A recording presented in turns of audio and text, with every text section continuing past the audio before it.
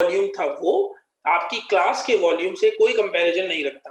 Total ground का volume बहुत बड़ा था और क्लास का वॉल्यूम बहुत छोटा था, सही है। तो जिसके अंदर आप पार्टिकल्स की फॉर्म में मौजूद थे और आप लोग वो पार्टिकल्स थे, समझ आ गया। तो total volume of the gas is negligible as compare to the total volume of the container. अब इन पॉइंट्स को जरा समराइज कर लेते हैं तो आपको पता चल जाएगा कि समरी में हमने क्या देखा। इसकी समरी ये हो जाएगी कि पार्टिकल्स जो होंगे उनकी मूवमेंट रैंडम होती है, ठीक है। तो रैंडम मूवमेंट होगी,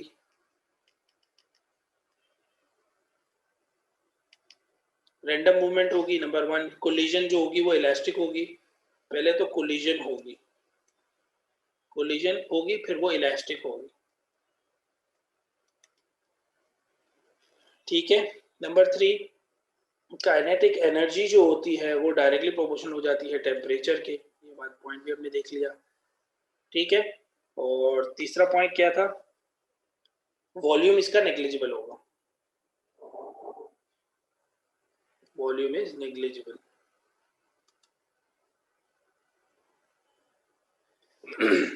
जब ये चीजें समझ आ गई तो एक आखिरी पॉइंट जो जो बड़ा पॉइंट है इन सब पॉइंट्स के बाद, वो है कि there is no intermolecular force of attraction, ठीक है।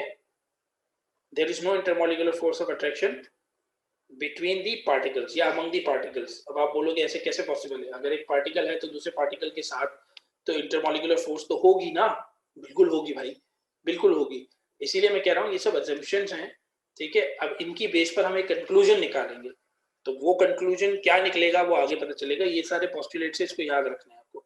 तो there is no intermolecular force of attraction among any particle of the gas. तो there is no intermolecular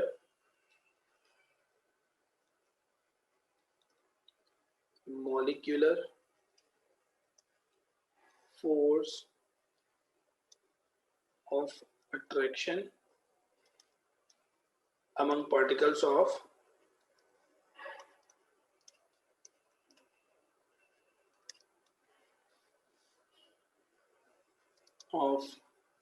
gas. अब ये जो पॉइंट है ये एक इंपॉर्टेंट पॉइंट है, पूरा पॉइंट, ठीक है, इसको याद रखिएगा।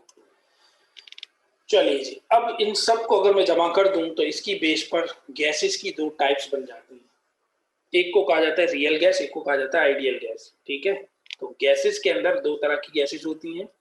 अगर अगर ये तमाम पॉस्टुलेट जो अभी आपने कहे कि इलास्टिक भी ना हो, जबकि ऐसा होता नहीं है, इलास्टिसिटी तो नहीं होगी उसके अंदर, क्यों, क्योंकि कुछ वॉल ऑफ द कंटेनर से टकराएगा तो कुछ ना कुछ टेम्परेचर तो करेगा। तो ये कह रहा है कि काइनेटिक एनर्जी जो है वो ना इंक्रीज हो ना डिक्रीज हो, इलास्टिक भी ना हो, ठीक है, सॉरी इलास्टिक हो, वॉल्यूम भी नेग्लिजिबल हो, ठीक है, और इंटरमॉलिक्यूलर फोर्सेस भी ना हो। इसमें कुछ पॉइंट्स तो ठीक है ओबे करते हैं, जैसे कि ये वॉल्यूम वाली बात तो ठीक है, समझ आती है, टेम्परेचर वाली बात भी समझ आती है, रैंडम मूवमेंट भी समझ आता है, लेकिन ये तो नहीं समझ आता ना कि वो इलास्टिक हो, ठीक है।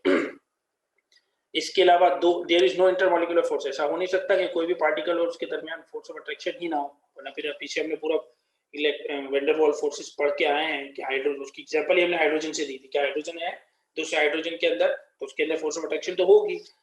तो जो गैस इन तमाम पॉइंट्स को ओबे कर ले, the gas which obeys all these postulate, these, इनको कहा जाता है गैस लॉज, ठीक है। ये सब गैस, इनकी बेस पे गैस लॉज बनेंगे, तो is known as an ideal gas. तो गैसेस दो तरह की होती हैं, तो आप यूं समझ लीजिए इसको कि गैस को हम दो हिस्से में तोड़ते हैं, एक होती है आइडियल,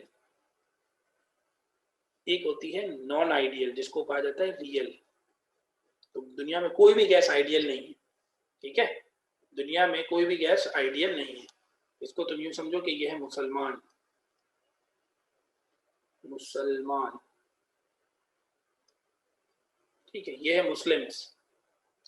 अब हम एज्यूम करते हैं कि मुस्लिम, ये जो आइडियल है ना, ये 100% मुस्लिम हो, 100% अच्छा बंदा हो, 100% गुड हो,